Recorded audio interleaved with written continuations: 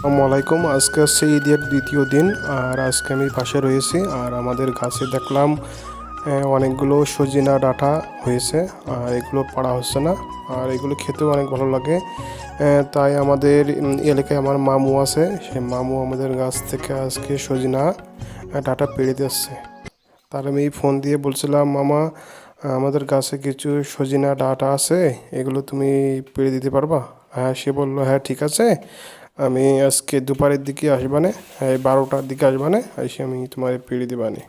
হ্যাঁ তারে বলছিলাম, সে কারণে সে চলে এসেছে। হ্যাঁ দেখতে পাচ্ছেন। আর সে সুন্দর করে গাছ থেকে ডালগুলো কেটে দিচ্ছে।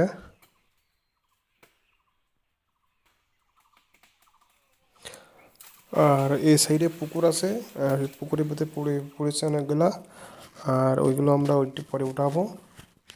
আর আলহামদুলিল্লাহ মোটামুটি অনেক ভালো হয়েছে। সজনা প্রায় খাওয়ার মতন হয়ে গেছে, দেখতে পাচ্ছেন। মোটামুটি অনেক সুন্দর হয়েছে। আর কিছু সজনা এই সাইডে পুকুর আছে, পুকুরের ভিতরে পড়ে গেছে, আমরা উঠাবো। দেখতে পাচ্ছেন।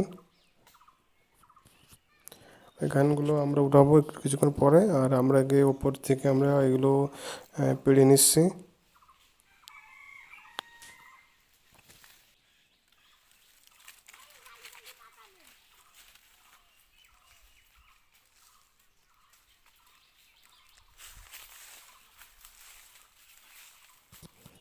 আমাদের পুকুরের ভিতরে অনেকগুলো পড়েছে, আর সেগুলো উঠে নিচ্ছি। আর এই যে সজিনার ডাল, এই ডালগুলো খুবই মারাত্মক। এ পুকুরের ভিতরে পড়লে মাছগুলো মারা যায়। বিশেষ করে এইখানে প্রচুর পরিমাণ গ্যাস হয়ে থাকে। সজিনা ডাল থেকে যে ডাল পানিতে পড়লে মাছগুলো মারা যাওয়ার সম্ভাবনা থাকে। তাই আমরা উঠাই নিচ্ছি। আর দেখতে পাচ্ছেন আমাদের মোটামুটি অনেকগুলো হয়েছে খাওয়ার জন্য। আর অবশ্যই আমাদের ভিডিও ভালো লাগলে জানাবেন।